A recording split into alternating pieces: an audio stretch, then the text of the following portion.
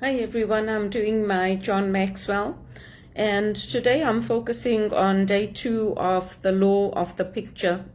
So the leadership thought for today is when leaders fail to follow God, everyone in the organization suffers. And I would say not just in the organization, but in the country as well.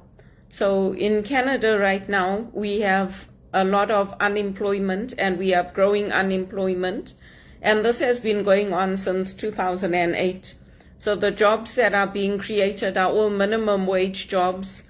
They're all jobs at the entry level. The minimum wage when I started at Teleperformance was $11.25 an hour. That's the same wage I was earning at Regis College. It's the same wage I was earning when I was studying as a student. So if you look, I started studying at Regis in 2005. And I started at Teleperformance in 2018. So basically wages are stagnant in Canada. They're not going up, and if you get $1 or $2 increase, you're very lucky. Most places are not even giving that. And if you get contract work, it's usually 2 to 6 months, and then the companies let you go because they hire just in time to fulfill a project or fulfill a need, and then you're basically left on your own. And if you're earning minimum wage, you can't even get a room to rent. I've tried on what I'm earning, and people are not even willing to give me a room to rent. So now I'm looking at jobs overseas. I'm applying to jobs in Singapore, in Dubai, and I'm looking at where else I can go and work and relocate if needed. Because it's too long a time from 2005 up to now to be earning minimum wage. I can't save anything, and I cannot even pay back the people that have been generous with their money because they are working and they are helping me, and I need to find something that is suitable for me because I am qualified. I'm a trained executive assistant, and I trained under the Pitman's regulations of England. So combined with all the skills I've developed in Canada, I'm hoping that God will open the right opportunity for me.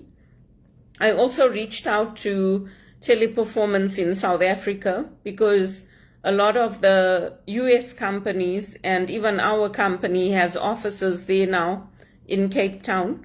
So if I get an opportunity there, I'd be willing to take it and to go because that's where the growth is coming from. South Africa's set for growth for the next year, and that's where the jobs are going to be.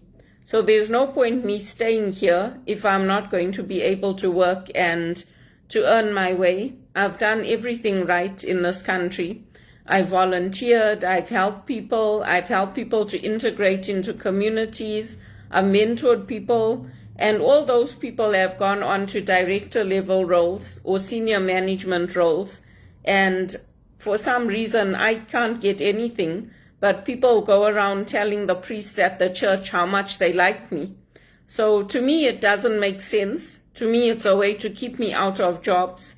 And, if you like somebody, why aren't you opening doors for them? That's my question. Because it doesn't make sense to me and to my family, and my immediate family do not understand what you're trying to achieve by going around telling everyone that you like me, but you're not going to hire me. So because for our family, financially, things are not getting better. We're going downhill and we're being run into the ground. So it doesn't make sense for me to stay here. I'm the only graduate in my family, and I worked very, very hard. I worked and studied in South Africa and in Canada, and I've done everything I can to get a job. So, hopefully God opens that right door for me. And over here where I live, I have a pool, I have a gym. I'm saving on a gym membership. I'm saving on paying extra for that because it's included in my rent. I'm also close to the TTC, to the subway. So when I can go to work, I can just get on the subway. So for all those things, you pay a little bit extra in your rent because you're close to amenities, you're close to grocery stores. But the way things are going in this country is not a good sign, because they are determined to bring more people in. And, that's well and good. But for me, I need to do what's good for me. The same way companies did what was good for them and they put the jobs in South Africa. It's good for them because for them they're cutting costs. But for us who lost our jobs here, obviously we were disappointed because they didn't keep any jobs here. But that doesn't mean that I can't get an opportunity there. So I'm trying to stay open to that and focusing on how I can also take my skills, my John Maxwell skills, all my Rotman education at the executive level, all the education I gained from working with HRPA as a volunteer in conferences, being a facilitator, helping new immigrants. I can take all of that back to South Africa or to another place, to Singapore or Dubai or somewhere else, if I'm not needed here, because it's a long time now. It's not like I just came here yesterday. So to just touch on these points for the John Maxwell, here's what happens when wicked rulers are in place. The people suffer. So if you look at what's happening in Canada, there's increasing crime, there's increasing intolerance, there's increasing fragmentation, there's increasing Jews against Muslims, Muslims against Jews. It's just becoming more and more fragmented. And then when evil people rule, the scripture says that they have devoured lives. They have no regard for anybody but themselves. And there's a quote in here that John Maxwell gives. He says, A. Pernell Bailey quotes a Chinese general who said, "If the world is to be brought to order, my nation must first be changed. If my nation is to be changed, my hometown must be made over. If my hometown is to be reordered, my family must be first set right. If my family is to be regenerated, I myself must first be." So in the Christian way, what we do the opposite. So what I did when I came here, I invested first in the community. I helped people. I proved myself. I went out. I met politicians.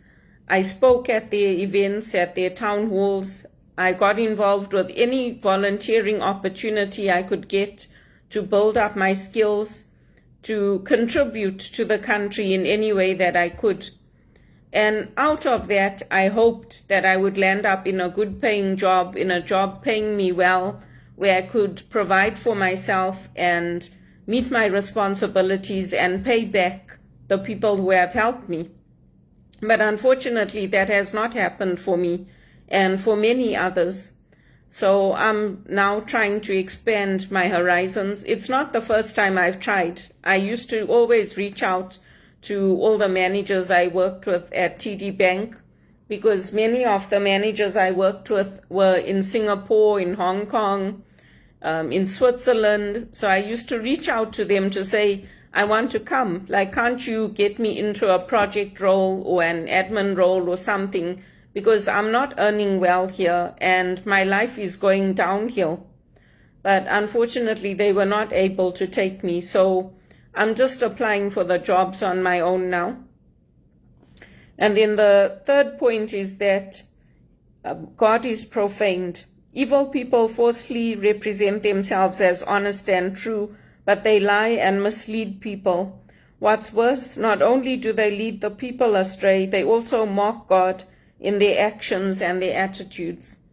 So when this medical assistance in dying bill was brought in, there were assurances made that they were not going to make it for children and they were not going to put it in place without any safeguards being in place.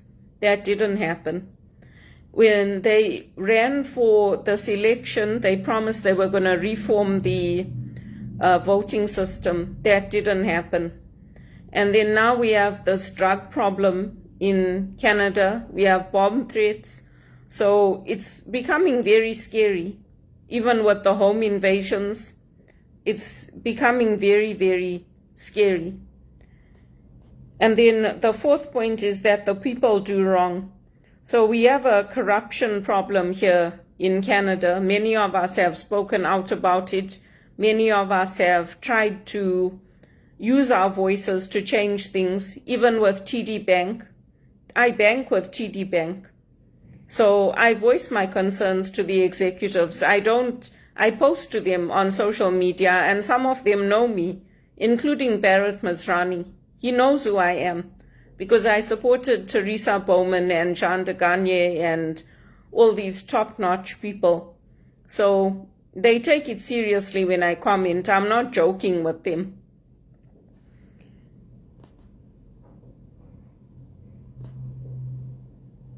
So he's just pointing out that people follow your footsteps more easily than they do your advice. And then God's wrath and judgment fall. God is slow to anger and judgment, but he will not allow evil to be left unpunished, and he will not allow himself to be mocked.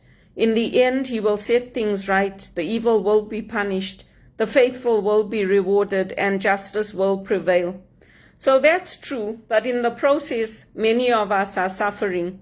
Many of us are unable to make ends meet, to put food on the table, to provide for our elders. So, it's not a good situation, and it's very scary when it's been going on for over 20 years. If it was 1 or 2 years for me, I would understand, and I'd say, okay, you know what, don't give up hope. Like, things could change, but things are not getting better for me. So that's why now I've started looking at things elsewhere. I mean, going to Dubai or going to Singapore, obviously it wasn't my dream. If it was my dream, I would have immigrated there. But I have to go where the jobs are, and I have to go where I can save and where I can be using my skills, not sitting at home by myself, isolated. Whatever leaders do for good or ill has tremendous impact on everyone around them. And then he just gives the point that Ezekiel is warning people with positions of leadership to follow and honor God. Leadership is a trust that comes from God, and that's in Romans 13:1. And the way you lead is important. So those are the main points that he's bringing about in this chapter that I read today. Listen for God's call to leadership and accept it with a heart for God and his people. So for me, I'm happy for the South Africans. I'm happy to see that Teleperformance has offices there. I'm happy to see that they're learning, they're growing, and people have an option for a livelihood. It's good for them. I'm happy that they have that and that, things are falling into place for them. But for me, I'm out of a job. So, it's a catch-22 because I thought maybe even if jobs move to different places, usually there's other jobs that are created. And usually companies will bring you in at the same wage or a higher wage when they do rehire you. But for me, that hasn't happened. So I have to look at my options and look at where I can use my skills and talents and where I can go, because that's life. It's not like it would be the first time. I worked in England, I worked in Zimbabwe, I worked in South Africa, I worked in the US, and I'm also open going to the US, but I would like to go to New York because it's not that far away from Canada. At least I could come back into Canada easily. So we'll see what happens. And then the question for today is, are you following God as you lead others? So sometimes it's easier to just turn away from God, to turn away from all these principles and practices. But I remember I was sitting on a bus one day. I was going from here to Lawrence West, and it's not that far. You could walk it in maybe about 40 minutes. But there was a guy sitting on the bus, and he was talking to me and he said, are you looking for work? I said, yeah, I am looking for work, because I was holding my resume in my hand. And he said, oh, don't give up. So I said, no, I won't. I said, why are you saying that? So he said, no, because I was a drug addict. He said, I got involved with the wrong crowd, and I was trafficking drugs, and I was trafficking people, and I was minting the money. He said, I had so much money, I don't know, I didn't even know what to do with it. And then I landed up going to jail, and now I'm back out and I'm working. So I said, oh, okay. So you meet people like that in life. Sometimes people talk to you, they tell you their journey. But yeah, I don't give up. I just encourage myself. I pray my rosary. I go out for walks. I go swimming. I do whatever I can to try to deepen my faith and to persevere, because at the end of the day, that's all that I can do. So I hope that helps you. If you're a new immigrant to Canada, if you are going through the journey, I hope you're listening to my talks. And if you do hear of work for me, of course, please let me know. And hopefully something will come up for me soon.